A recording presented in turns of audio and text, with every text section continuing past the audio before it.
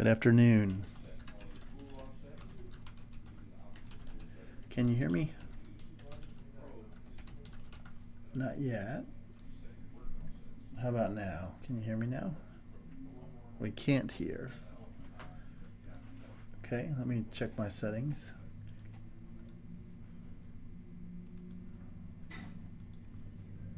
Now you can. Okay, excellent. So there's a little lag there.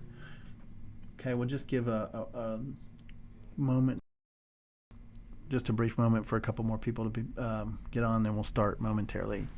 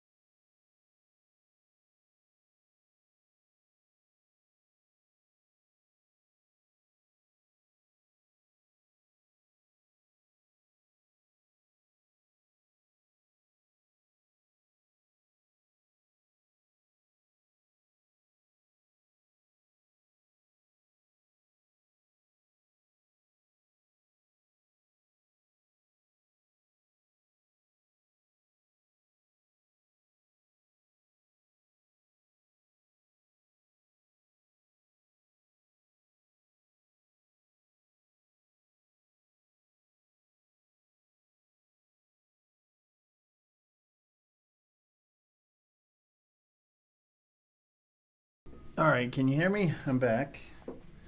Sorry about that. Let's make sure you can still hear me. Now we can. Do you have any questions before we start?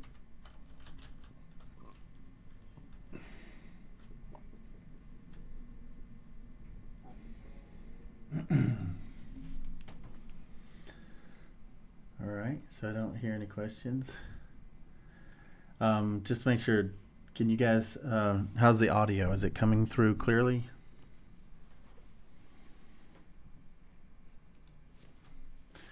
How is the audio?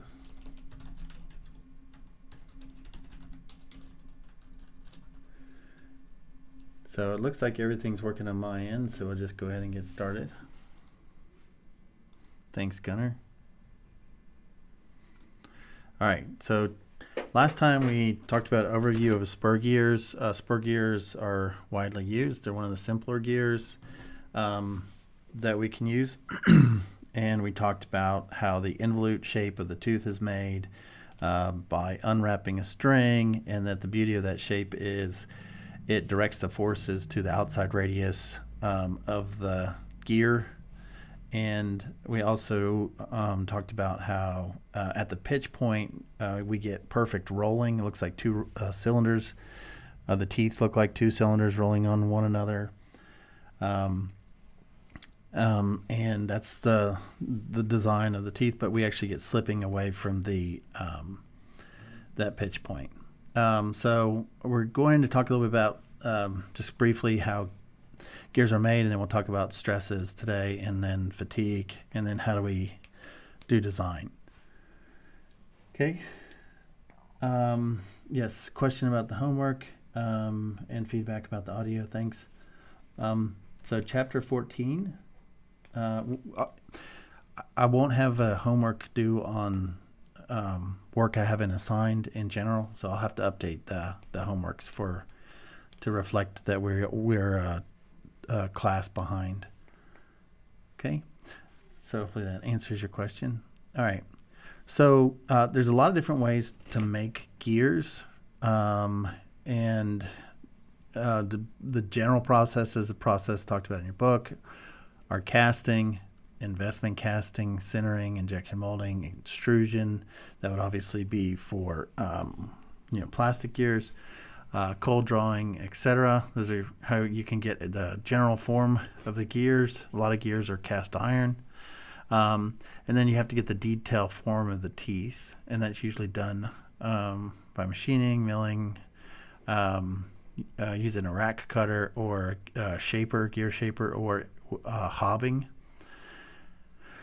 And then if you need an additional surface quality, you can shave, grind, burnish, hone, and lap the gear teeth. So down there is a picture from the book. It shows a milling cutter, which is number 1, a rack cutter, which is number 2, shape cutter, which is number 3, and then a hob cutter, which is number 4. And then here on the right, we see this is a helical gear shaper. So this part goes up and down, and then this part rotates, and you can get that surface. Okay, so the AGMA, the American Gear Manufacturing Association, they have so much data for all sorts of things, lubricant, gear, quality, etc. They recommend a certain quality value represented by Q, depending on the application. Okay, so if you have a cement mixer drum, like for a drive, right, you're going to be outside, it's going to be loud, it's going to have cement, it doesn't have to have a super high quality gear in it. If you have an aircraft engine drive, where if it fails, it's catastrophic, then you have to have really high quality gears. Okay, so the gear rating here is 3 to 14. And then for the line velocity, so the quality is one thing. The other thing is how fast you want to go. Also requires a certain quality. So pitch velocity is the velocity, the tangential velocity of the gear at the pitch point. So if the pitch velocity is up to 800 feet per minute, then you have to have a gear that's between 6 and 8, a quality score between 6 and 8. Okay, once you get above 800, you got to go higher in quality. And over 4,000 says 12 to 14. But over for spur gears, like high speeds are really not recommended because they get really loud. And so what you want to do is probably use a helical gear. Okay.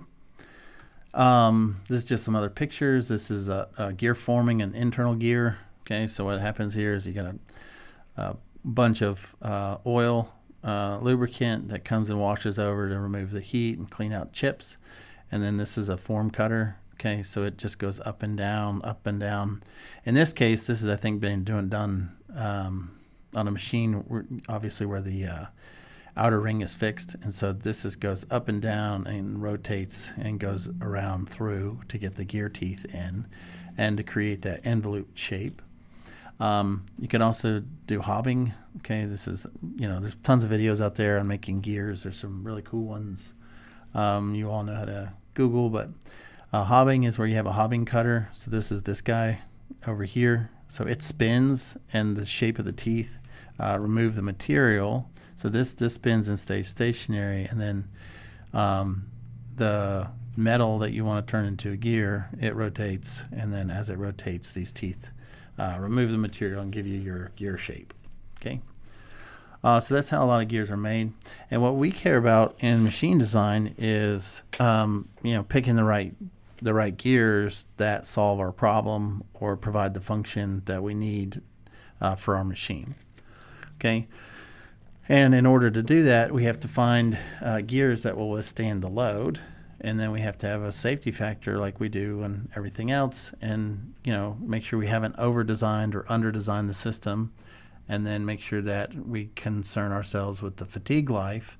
And for gears, we care about two things. We care about the fatigue, bending fatigue, because the teeth are subject to a load, and this looks like a cantilever beam. Okay, so this tooth is subjected to bending stress, and that's one form of failure, is fatigue failure. Teeth are broken all the time for in machine applications.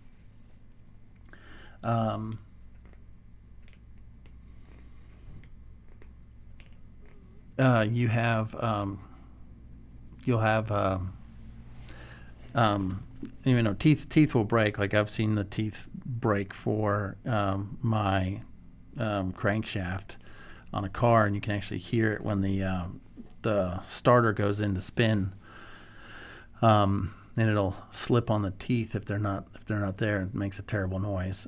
But usually, in general, the teeth the teeth are designed so that it doesn't break. That you don't have bending fatigue failure.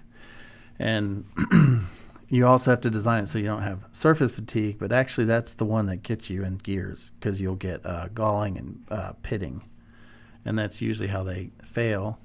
And the other thing is, because you have when you're not in contact at the pitch point and you don't have perfect rolling, you have some slipping, and that slipping causes wear. And there's no infinite life gears. They all will wear out.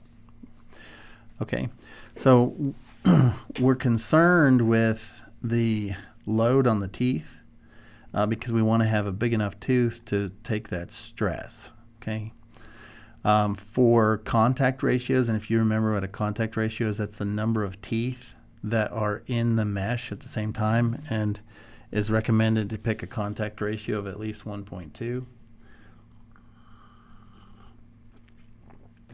So if you have a contact ratio of greater than 1, that means that you're going to have the highest point of single tooth contact, which create bending stresses. Okay, so in this case, this might be the highest. That's the pitch point. So some point up here, you might have, your highest point of single tooth contact. But what we do is we evaluate the system based upon the applied torque, the pitch radius for that particular gear, and then we can relate that to the pitch diameter of the gear, and that's the center of the gear to the pitch point. That's the pitch diameter. Okay. So if we do the pitch diameter over 2, it's effectively the pitch radius, and then we can use the diametral pitch, which is expressed in terms of the number of gear teeth per inch.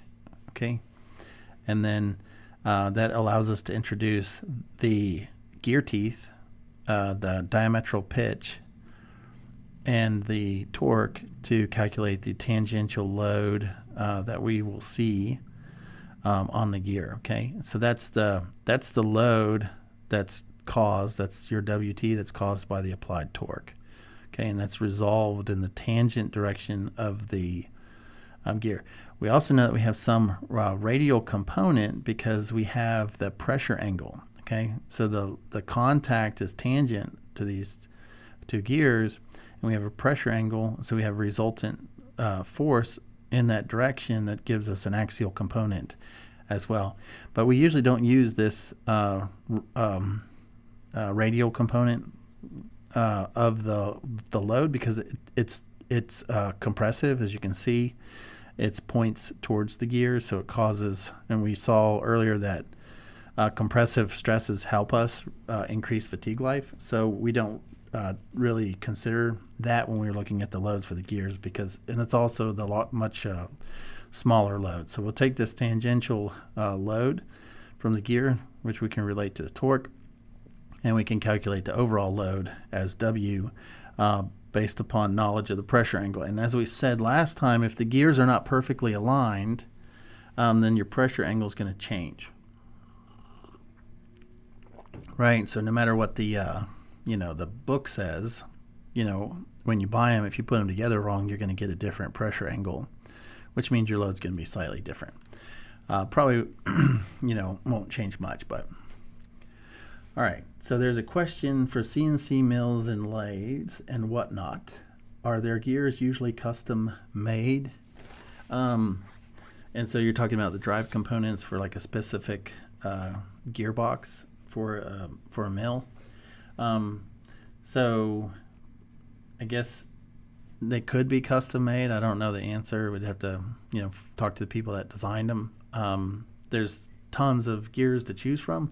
I'm sure they've designed a number of specific gears for the application, but then once they add that gear to the library of their design, then and if they sell an awful lot of machines, then I guess they'll have quite a then that gear won't necessarily be custom anymore. It'll kind of be one of their standard gears in their library. But I would be surprised if they used non-standard gears if they could solve them with readily cost-available gears. But I just don't know the answer to that. When we look at the teeth in a Spur gear train, and in this case we have a idler gear here, and we have a non-idler gear, so it would be a pinion gear or a gear. And in this case, we have an idler. Okay, so as the tooth goes around, if you have a non-idler gear, when that tooth is in mesh, you'll have some bending stress, okay, and then it'll go to 0 when the tooth comes out of the mesh, and when the tooth goes back into the mesh, then you have another load until it goes out of the mesh, and these are all your bending stresses. So what that results in is the case, just like we saw for fatigue, where we have a mean alternating bending stress, and then we have a stress amplitude for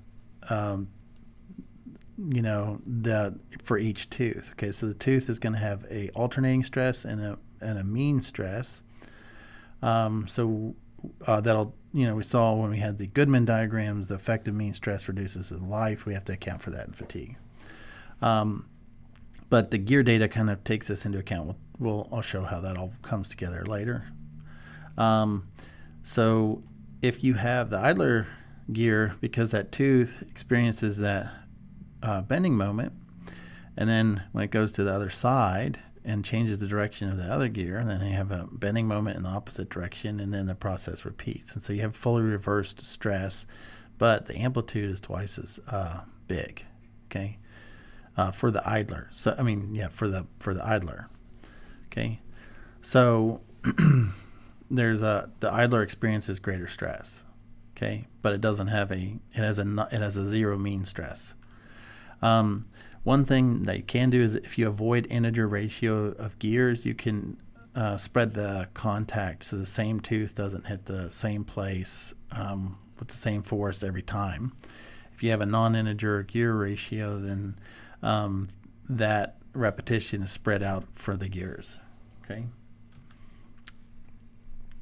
All right, so how do we do this? So this is just sort of getting a little bit further into the language. This is an example from your book. It says find the torques in the transmitted loads on the gear teeth in a 3-gear train containing a pinion, and that's the smaller of the two gears, an idler gear, and a gear.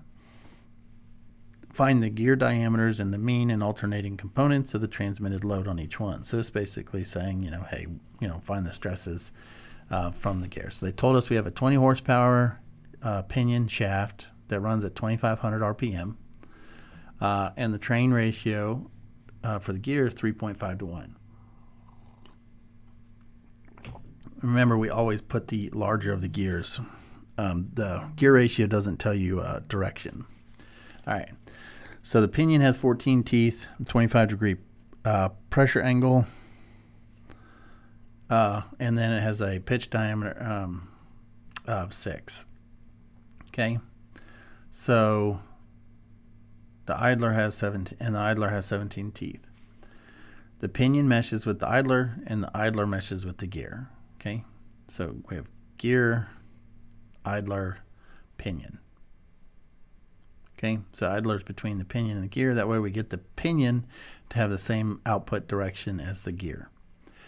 So we want to find the torques and transmitted loads on the gear teeth in the 3-gear train containing a pinion, idler gear, and gear. So first thing to do, we're told we have the pinion teeth and we have the idler teeth, so we need to get the gear teeth. And the number of teeth on the gear is just the gear ratio times the number of teeth on the pinion. So, okay, we have 3.5 times 14 is 49 teeth for the gear.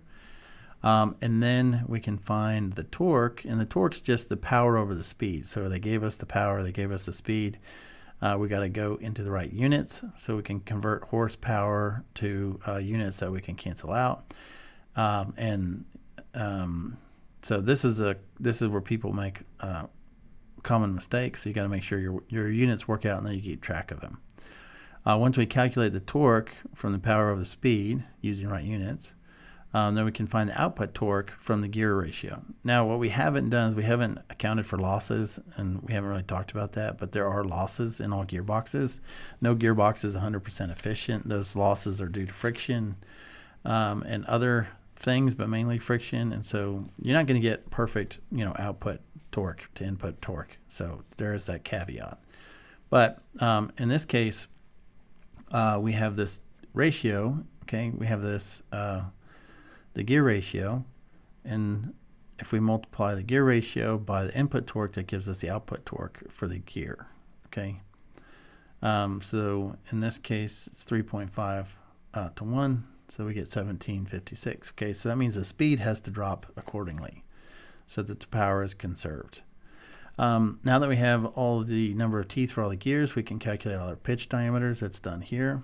And then based upon the pitch diameter and the torque, we can calculate the tangential load. Okay, so in this case, the load is 432 pounds force. The radial component is 202 pounds, okay, which is not insignificant, okay, because we have that 25-degree pressure angle. The total load is the tangential load, which we get from the torque divided by the cosine of the pressure angle, and that gives us 477 pounds. And then we can calculate the repeated loads. Okay, so the alternating load is just the average of that for the pinion and gear teeth. And the mean load is WT over 16. For the fully reversed loads on the idler, we have the alternating load. It's going to be twice this. Okay, and then the mean is 0. Okay, and that's what we saw from this chart here. Okay, so once we have the actual loads on the teeth, then we can calculate stresses. Now, there's another person in your book for historical completeness. It's the Lewis equation. The Lewis equation predated these equations, but these are the equations that we use now to calculate the bending stresses. Okay, so as we said earlier, gears are going to fail by fatigue fracture, which is usually a lot less likely due to the designing properly, or surface fatigue. And pitting is the most common problem. It's impossible to design for infinite life, okay, due to the repeated surface contact stress. So if you look at Chapter 7 and you see how because we have sliding, we're going to get wear and abrasion and pitting, then we can't have infinite life. Okay, so gears will wear out eventually. Okay, it could be very far into the future, but they will wear out eventually. Okay, and there's things we can do to increase their life. All right, so the bending stress is calculated here from the load, the pitch diameter, the width, okay, of the tooth, and this factor J. And this factor J is geometry factor, and then we have all these other factors. So Ka is application factor, Km is a load distribution factor, Kv is a dynamic factor, takes into account speed and vibration. Ks is a size factor, Kb is a rim thickness, that's the amount of material behind the gear, like if you have a hollow radius gear, and then Ki is the idler factor. Now remember, in metric units, we don't have the pitch diameter, we have the module, and they have inverse length units. Okay, so if you're using the SI system, then you put the module down here. If you're using the US system, you use the pitch diameter here. Okay, now when we use these equations to calculate bending stresses for teeth, these are the assumptions that are being made. Contact ratios between 1 and 2, that means at least one gear is in contact in the mesh. Okay, there's no interference between the tips of the gear teeth and the root fillets. Okay, so they obey the minimum tooth limitations, which we talked about in the last lecture. No teeth are pointed. Okay, so that means there's no unequal addendums. That means the shape of the involute is does not come to a point. There's non-zero backlash. Of course, that's all Spur gears. The root fillets are smooth. Okay, that has to do with the fatigue life. Okay, we assume that they're smooth and that the friction forces are negligible. Okay, friction forces are negligible. So with those assumptions, then we can use these equations. Okay, and there's been quite a bit of data that's been taken from the American Gear Manufacturing Association. In fact, there's a number of different tables in your book. Okay, this is for full depth teeth with tip loading, full depth teeth with the highest point of, what is that? HPTSC. That's the highest point of single tooth contact. Okay. All right, so this is full depth teeth with the highest point of single tooth contact. Here, this is if you have a shifted addendum. Okay, it's 25% longer addendum teeth with tip loading. And these are your different style gears. And there's more in the book. This is certainly not exhaustive, and you can go to AGMA and find even more. Okay, this is 20 degrees, 20 degrees, 20 degrees. And if you have U, that means you don't have those requirements are not met for the bending stress equation. And so you would have undercutting, and it'd be unacceptable. Okay. So what you can do is you go over here and you can pick your gear teeth and pick your pinion teeth, and then you're going to get this J, this geometry factor J, that you can plug over here into your bending stress equation. Now you notice that the pinion and gear values are almost identical for most of them. They're not very far off, but they are different for some of these. For example, this is 0.02 different, but these are the same. These are the same. This is 0.1 difference. And these are the factors. You can see all the factors in this case, these three cases are all less than 0.5, okay? And they're all greater than 0.24. So it kind of gives you a feel for that geometry factor.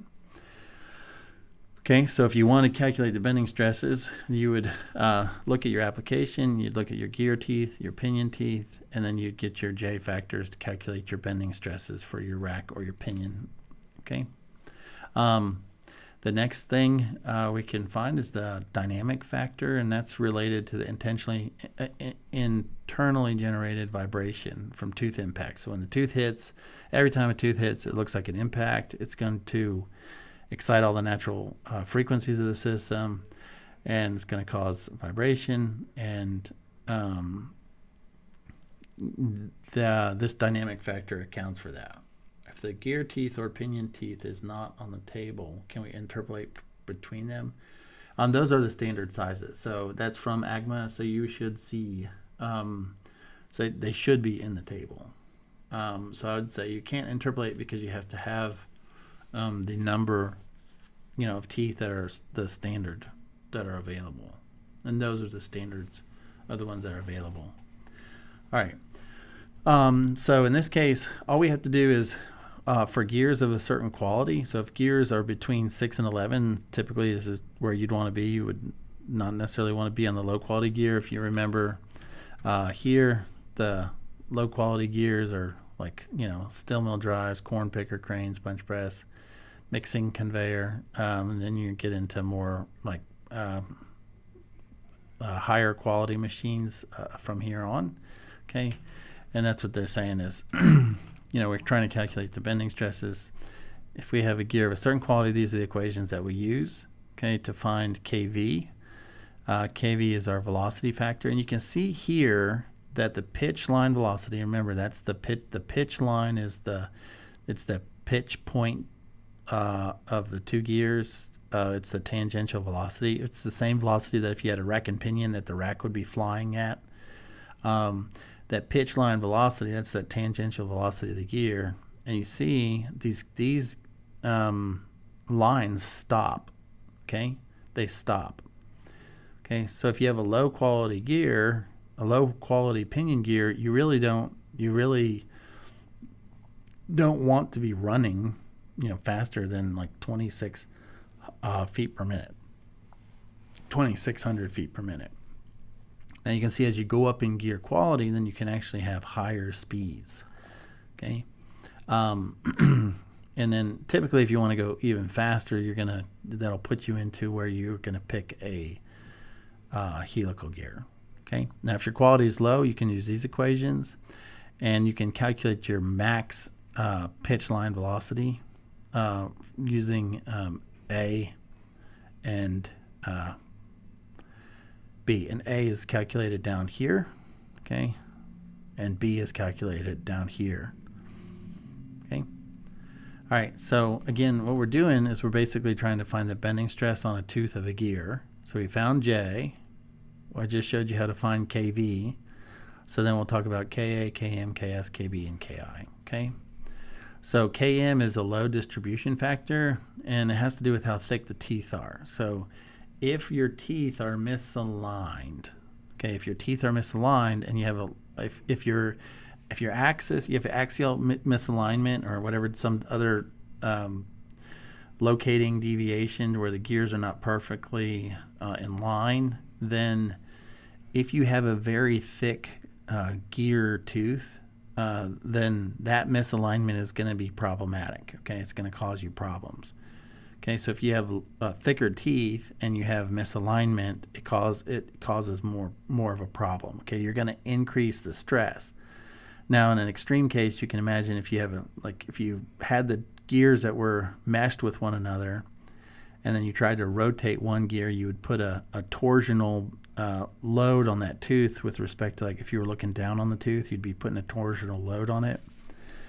Okay, so you can see that if the tooth is thicker and you have misalignment, it causes increased stress. Okay, and so what's recommended for the KM factor, which is our load distribution factor, which says that if it's likely that there's some axial misalignment or deviation, that's going to cause some stress because it's going to try to twist the tooth when it's meshed. And so the suggested rule of thumb is to have a face width factor of 8 over the pitch diameter, between 8 over the pitch diameter and 16 over the pitch diameter. Okay, that's a rule of thumb that you want your face width factor. Now, if your face width in inches is 2, then you have a KM of 1.6. If it's less than 2, you just put 1.6. If it's greater than 20, you just put 2. So any misalignment with larger gears doubles the stress, okay? Doubles the bending stress.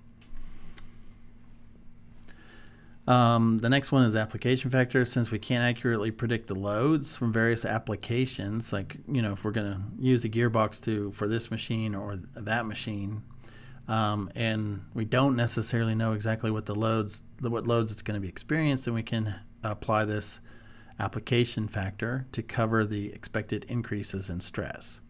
Okay, so if we have a motor, which is what drives, motors and engines drive almost all gears in the world, and so let's say we have a electric motor or turbine. So the input is pretty uniform, right? So it's like constant torque, for a constant current.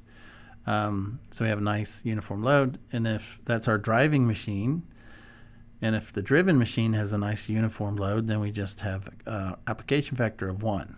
Now, if you have a single cylinder engine, which causes the output torque of the engine shaft to spike according to each knock, it's not smoothed out by the multi-cylinder engine.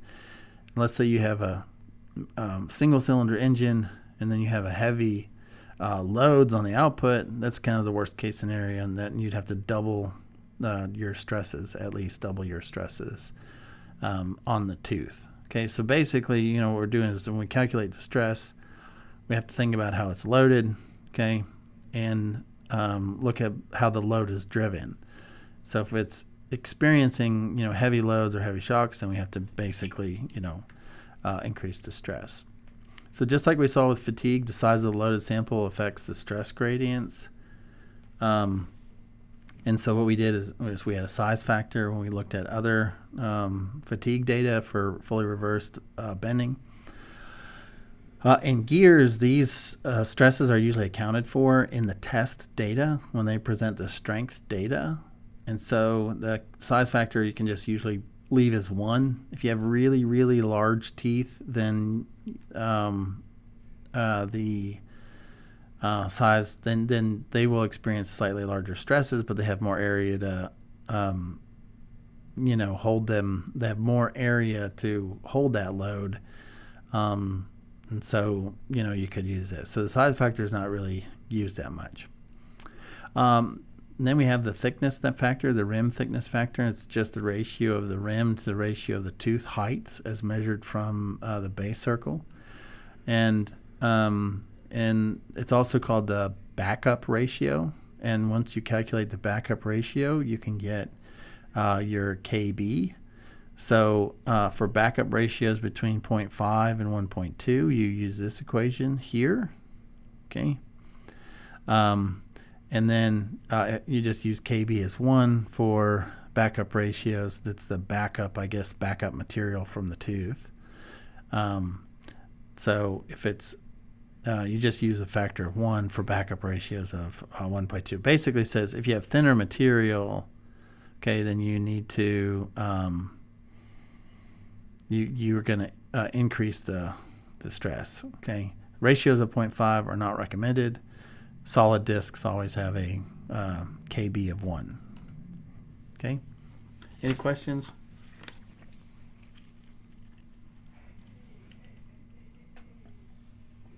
All right. So an idler gear is subjected to both more cycles of stress per unit time and to longer magnitude alternating stress than its non-idler cousins. Okay, we saw that over here. Okay, this is our idler. Okay, so it has twice the amplitude of stress and twice the stress events because it's getting hit on both sides. So that tooth is getting hit on both sides. Okay, so if you have an idler, then you use your idler factor and you increase your stress on your idler if you're calculating the bending stress by 1.42 to account for that. All right, so this is an example of where we put it all together.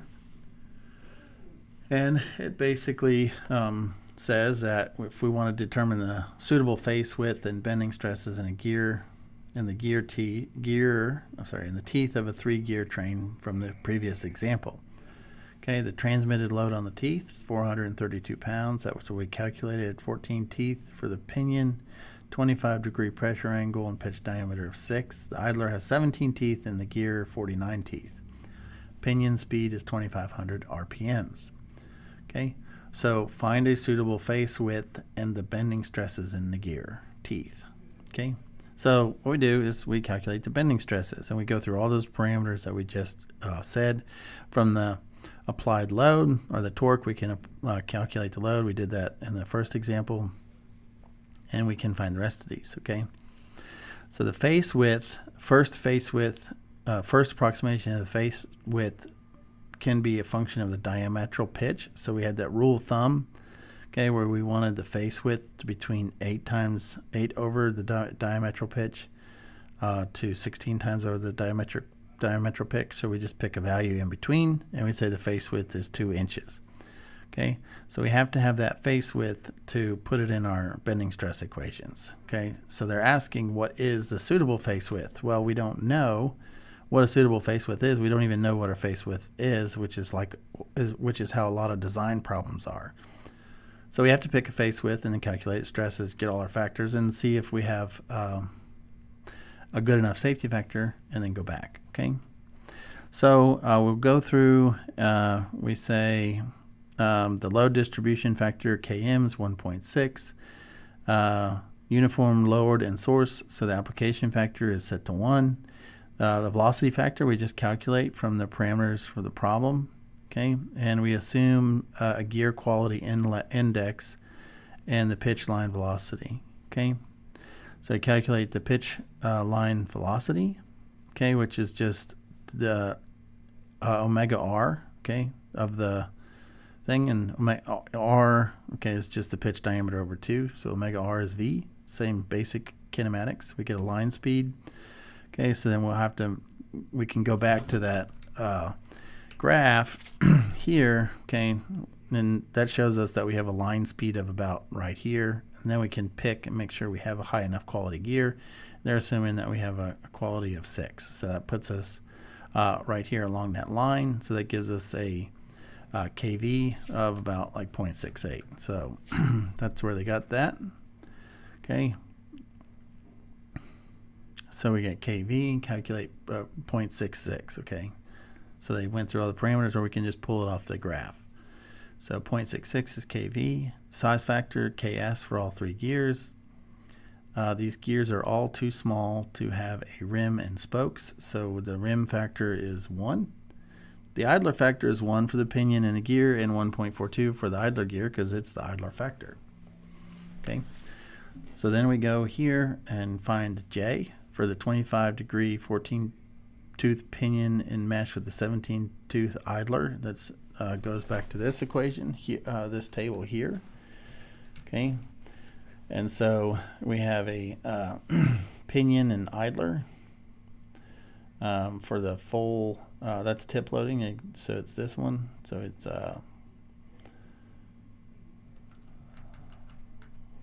we have a 14-tooth pinion and 17-tooth idler. Okay.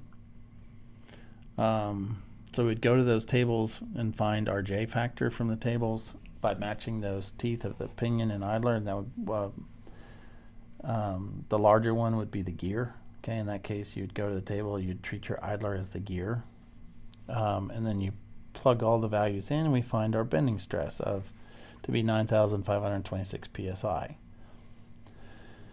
Okay, that's for the pinion. We have slightly different factors because we have that 1.42 for the idler. So we put the other factors all in. They're mostly the same except for the F or the J for the either that's 0.33, that's 0.36, and that's 12,400 psi.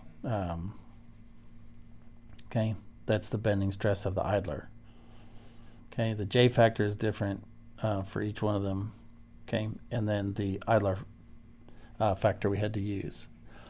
So that's how we calculate the bending stresses. We found the bending stresses. Okay, and okay, the smaller value of the two is used because it gives the higher stress. Okay, So then we find the bending stress of the 49-tooth gear and mesh with the 17-tooth idler by interpolation. So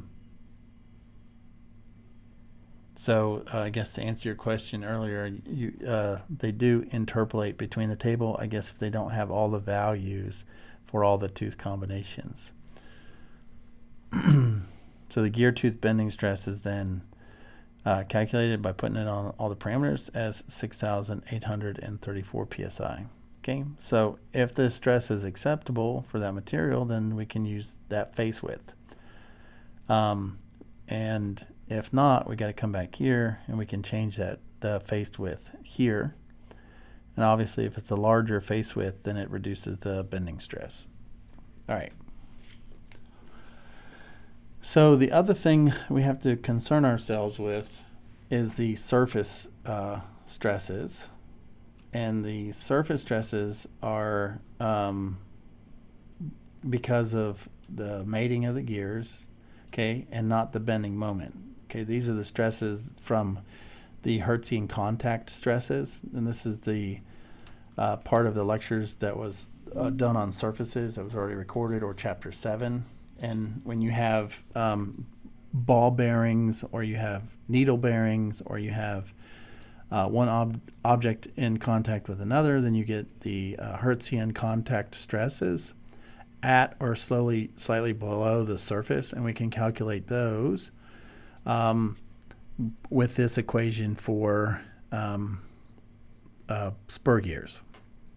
Okay, so C sub P and is the elastic coefficient, and that accounts for the difference in the gear and pinion material. I is a dimensionless surface geometry factor. CF is a surface finish factor. CA, CM, CV, and CS are the same thing as KA, KM, KV, and KS. And in fact, if you go to the graphs here, you see this is also CV, KV, and CV. So you can use that for both of those expressions. Okay, for KB, and it probably says that the gears are too small to have rim and spokes. How do we know when a gear is too small to have a rim and spokes? I just think the removing inertia from the gear by hollowing it out and making a rim and spokes just doesn't really make sense, because the percentage of the material removed would be, pretty low compared to the amount of material needed to transmit the load and deal with the torsion on the gear due to the applied torque. So I hope that answers your question. But as far as when do you know, I mean, like if you're going to get like a small percentage change for effort and increase the cost, then I think you know that you probably don't want to do that. But there's no set, guidance of when we do that. We just know if we have to have another machining operation, it's going to cost money. And we have to have a reason for doing that. If we're removing material from the face of the gear, we have to have a good enough reason. And usually that would be to reduce the inertia of the gear, to make it a little bit, and reduce the mass so that you can accelerate the gear quicker. But for small radius gears, and you probably don't get any of those benefits, and you increase the cost. So I hope that answers your question. All right, so just like we had for the bending stress, we can calculate the surface stresses. A lot of people did a lot of work to come up with these expressions, equations, and test data, and we can use that stuff. We can use the test data. Okay, so if we're trying to calculate surface stresses due to the contact, we can get our dimensionless geometry factor from the pressure angle and the radiuses of curvature of the pinion and gear and the diametral pitch. Can plug those in, and the radius of curvature is calculated here for the pinion and the gear. Okay, and that's I think you've seen all these terms before except XP. XP is the decimal percentage of the addendum elongation for unequal addendum teeth. Okay, so if you have equal addendum teeth, that's 0. Okay, but if you have a 10% addendum tooth, that's going to be 0.1. So you have 1.1. Okay. C sub P here, that coefficient is the elastic coefficient to account for differences in the gear and pinion material, and that's a function of the Poisson's ratio and the modulus of elasticity, the Young's modulus for the pinion and the gear. Okay, so we can plug all those values in, and then we can calculate the surface stress based upon the tooth width and the load. So these are the same equations. This is the coefficient C sub P for different materials. Okay, so if your gear material and your pinion material, so if you have steel on steel, then here's your EP.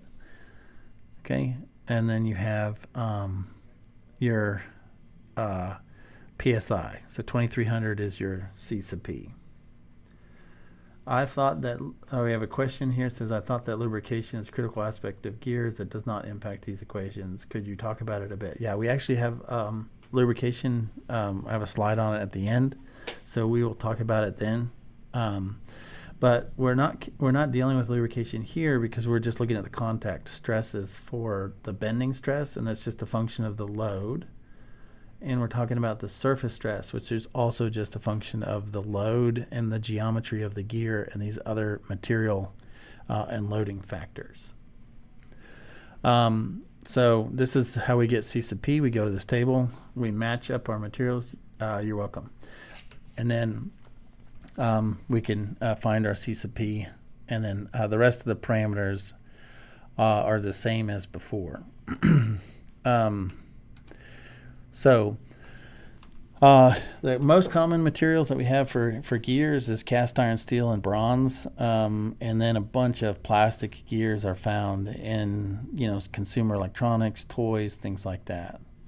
Gray cast iron is cheap, it's easy to machine, it has high wear resistance, and it has graphite inclusions in the material, which make it have a higher damping ratio, internal damping, and so they're a little bit quieter than the other gears. They aren't as strong as steel. Okay, so you'd have to have more material to transmit the same load. Okay, so if you have if you use steel, you can make a smaller gear than if you had a cast iron gear. Nodular irons are stronger and they have the same advantages, but they're a little bit more expensive. Okay, so you can have a gear made of iron that's has the same advantages of damping, but is more expensive. Cast iron gears and steel pinions are often used with one another, and they get along just fine. So steels, okay, these are also extremely common. Obviously, they're stronger than iron. They have carbon content in them, which increases their strength. They're relatively cheap, at least for the low carbon alloys, but they would need to be heat treated to increase the hardness for wear resistance. Okay, so the cast iron and steels are very common. Bronzes, if you need a gear that won't rust, so like a marine application or whatever, you may find bronze. Or if you have to have a non-ferrous application, you'll find bronze. It works well with steel, has a lower modulus of elasticity. Okay, so that means the slope on the stress-strain curve is not as steep, and that means we have more deflection for the same amount of stress than you would have in a different material, say, such as steel. Okay, so what that means is that the teeth are easier to deflect. Okay, and that deflection actually can be helpful because it can cause more of the teeth to be in contact with one another, which is desirable, which can help distribute the load and make it a little quieter as well. And then there's a variety of non-metallic gears. Okay, nylon is common. Acetyl, it's also called, trade name is Delrin. It's easy to machine, slippery, nice, wonderful, hard material. It's pretty impressive. It's used in a lot of applications. You can make gearboxes and racks and all sorts of stuff with that by machining. These polymers can be blended with other things like Teflon glass or talc to increase their strength or increase their wear resistance. And graphite can be used in most cases as a lubricant. Composites are also used, and they're usually lower noise. Okay. So the last two things that we are going to talk about today is fatigue, and that's bending fatigue now that we have the bending stresses, and surface fatigue now that we have the surface stresses. Okay, and these are the two failure modes for gears. The American Gear Manufacturing Association has compiled a lot of data, and just like we did for the calculating the stresses, there's a bunch of factors. We can take the nominal fatigue data. Okay, that would be our nominal fatigue life here. This is the prime, which means it's uncorrected, and then we correct it with these parameters just like we did for the other fatigue data. But notice here that we have parameters both in the numerator and the denominator. It's possible that we can actually increase the fatigue life, okay? For example, by increasing the hardness of the surface, then we have a higher stress that then we can endure. And if you saw before for the fatigue analysis we did earlier, all of these parameters were all less than 1, and they were all in the numerator, and they all caused a reduced life. Okay, but we'll see that's a little bit different here. Okay, so these are the parameters for bending fatigue. These are the charts that are spread out through your book. So we have to have KL, KT, and KR. So KL is the load factor, life factor, sorry. And then KT is the temperature factor, and then KR is the reliability factor. Reliability factor is just similar to what we saw before. Okay, so if we want a 99.99% reliability factor, we have to multiply it by 1.5. This is the temperature factor. This is in Fahrenheit, so you add 460 to TF, which is the temperature of operation that you expect. And obviously, if you have friction and wear, your gears are going to heat up. So you can often measure the oil temp, and that's a pretty good indicator of the gear temp. Okay, so you can find KT. And then KL is our life factor, and this is a function of the hardness of the surface and the number of cycles that are desired. And when we talk about cycles, we're talking about the number of mesh contacts under load for a single tooth. Okay, so we're tracking a tooth because that's where we're calculating the bending stress is for a single tooth, and that's what we are concerned with the failure of is the tooth. Okay, and so for different hardnesses, we have different KL graphs, and then for different load life cycles, we have different values. Okay, so if we have really, really low life, okay, then we have a high KL, which means it can be, we can have even more stress than we would find here. This is where we would pick up. These are our nominal fatigue life here, okay. And I think it's at 10 to the 8, 10 to the 7, or 10 to the 8 cycles. And these curves are a function of the hardness. Okay, this is for steel. I'll show you a table that has the other materials. So that's how those are the three parameters. This is KL, this is KT, and this is KR. We can plug them in, pick up our fatigue life, and then find our bending fatigue strength. And then we'd look at our actual stresses and make sure that we had a safety factor that we thought was acceptable. This is the fatigue strength, the bending fatigue strength for other materials from your book. Okay, and you notice that these are heat treated differently. Okay, through harden where you heat up the whole material. Okay, and then allow the phase change to occur to make it harder. These are surface treated, which is flame or induction hardened. That's where we just heat up the exterior of the surface, which means we have a softer inside surface for that gear. And these are carburized, nitrided, cast, annealed, quenched, and tempered. So The way that we manufacture these, okay, it matters. It's classified based upon the material and how it's treated. Okay, and then we can find the bending fatigue strength. Okay, those are for different materials. So now, what about surface fatigue? Okay, surface fatigue due to the Hertzian stresses on the surface. Okay, so in the same way that we could pick up our nominal uncorrected fatigue factor, we can do that here. This is for steel. It's different. It's on the next page for other materials. This is just for steel. And then we have the same factors. We have the temperature factor, which is the same as we just saw for KT. And we have the reliability factor, which is the same as we saw for CR. We have this life factor, which it is pretty much the same factor, but we use a different table for the fatigue surface strength that's found here. This is your CL. And then we have to calculate CH. That's the hardness ratio. Okay, so CH is a function of the gear ratio and the relative hardness of the pinion in the gear. It's always greater than 1 and increases the surface fatigue strength. Okay, so we have two cases here. So CH is equal to this equation. If you have a through hardened pinion running through hardened gears, okay, and through harden is where you heat treat and you harden it all the way through the gear. And you would use these equations here. You'd use this equation here.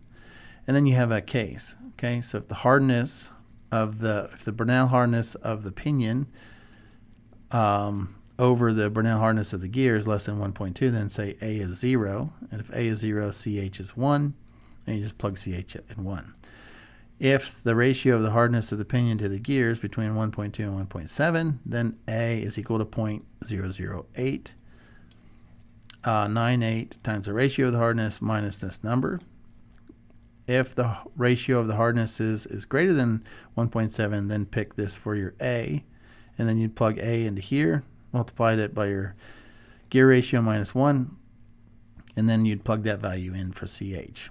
Now, if you have surface hardened pinions, okay, surface hardened pinions would be the flame or induction hardened or carburized or nitrided. Then you would use this, and that's if you have a Rockwell hardness value of at least 48. Okay, so this is for surface hardened pinions running against through hardened gears, and we can find CH using this equation. So we only have these two cases. In one case we use A, in the other case we use B, and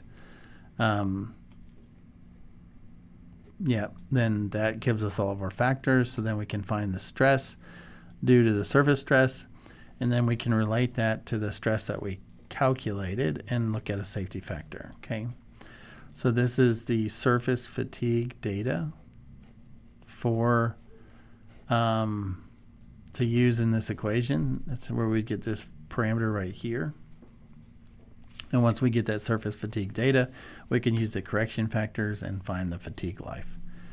The surface fatigue. So we have the bending fatigue and we have the surface fatigue. Those are the two failure modes. Okay. So this is an example. It just walks you through using those equations, finding the fatigue life, finding your surface factors for bending, and then looking at your safety factors. Okay. So here we see we have safety factors of when we calculate the fatigue life and then we calculate the stresses, we see we have safety factor 4.1, 3, and 5.7. Okay.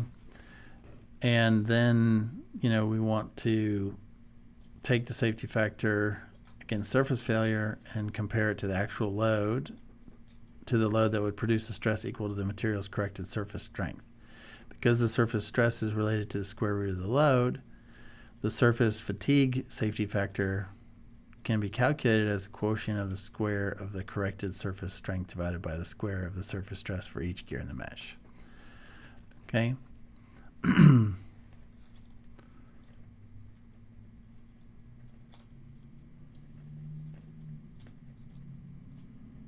So we can calculate safety factors against bending stress. Here, they're all greater than 3. We come down here and we calculate the safety factor for surface fatigue failure. We find that we're way too low. Okay, so we would have to improve the design. So in this case, the face width is increased of the gear to 2 to 2.5 inches, and that reduces all the stress and gives the new safety factors of 5, 3, 7, 1.1, and 1.7. Okay, so that gives us safe gears that won't break, and you can go through the rest of that example, but that's how we would use the safety factors. Okay. So the question was earlier, why doesn't lubrication show up in some of those equations? And we answered it by saying, well, those are the stress equations. But what is the effect that lubrication has? Well, all gears have to be lubricated, okay, except maybe lightly loaded plastic gears or, lightly loaded gears, in general that have maybe some grease or graphite applied to them. But in general, we want to avoid adhesive and abrasive wear and pitting. So all gears have to be lubricated. So a common strategy is to put an oil bath, put the gears in an oil bath where part of the gear is touching the oil, and then put it in a sealed box, and we call that a gear box. Okay, gears are partially emerged, and so when they rotate, they pull the oil into the rest of the gear mesh and around to the other gears. Obviously, the oil has to be clean. And oil does wear out, so it has to be changed. Filters and magnets are often used to remove material. Okay, so sometimes in your transmission you'll see a magnet, or in your oil box for some automobiles, and it's designed that so that particles of metal that are from the wearing components in your engine will be picked up and not pass through the oil. Grease is sometimes used, which is just petroleum oil and a soap emulsion, but it really doesn't help remove the heat. So the oil really, it adds a lubrication to the surface, which protects the surface, but it also helps remove the heat. Lighter oils are usually used for lower loads and faster speeds, and heavier oils for heavier loads. But there's so much information on selecting the right lubricant, and the American Gear Manufacturing Association has that material available. And so I would say if you have to pick your own lubricant, then you could consult the AGMA and find one for your application. All right, so wrapping up here, just some basic things of how we do the design for gears. Just like we saw in other design problems, iteration is common. Okay, so it's nice to set up your software support package so you can put your variables in and play around with it. So usually what we're given is we have to design a gear train. We're given the power and the speed, or the torque and the speed, or the gear ratio from the design problem, but that doesn't tell us what gear to use, or what the stresses are going to be. And so ultimately we want to calculate the safety factors, okay, for bending and surface fatigue. Okay, and obviously we want to calculate, make sure that the stresses don't exceed the yield stresses of the material. And then we have to design against the bending stress first, and then we get a harder material if necessary to get a better surface stress. So if you want lower stress, you can use a little bit larger teeth. That's one of the easiest things to do. And then we calculate the stresses with the torque and assumed pitch radius to see if the design works. And then there's a trade-off. So if we have a larger radius, we have reduced tooth load, but we have increased pitch line velocity. Okay, so if we go too far, we have to have a higher quality gear to get that velocity, and it increases the cost. And so there's this trade-off there. We have to avoid interference. And so we pick smaller gears to reduce the packaging size and cost, but we can't pick them too small because we don't want there to be any undercut regions. and we can find those regions according to the equation that we showed last time. And then we want to pick a material, make sure that the bending, fatigue, life requirements are met, and then get a reasonable safety factor. So then when we do all that work, then we have to make sure that the surface stresses and surface fatigue strengths requirements are met, and we can adjust the hardness if necessary to improve the wear or pick a different material. And then we kind of repeat the process. Okay? And so there's, the more that you do it, the easier it becomes, and you can kind of get a knack for designing transmission, systems. But you don't know the answer without doing it, and so you got to go through it, and then you can kind of get your own sense and feel for doing the design with the gearbox. All right, so we'll end there, and we'll ask if there are any questions.